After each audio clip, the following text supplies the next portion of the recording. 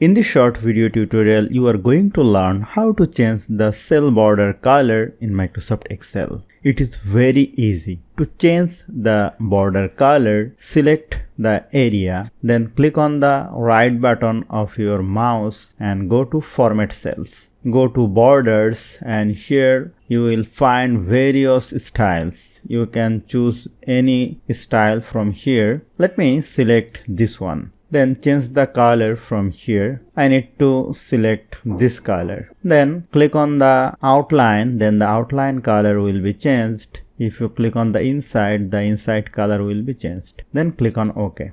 And here you will see this is perfect. If you want to change again, select it, click on right button, go to Format Cell.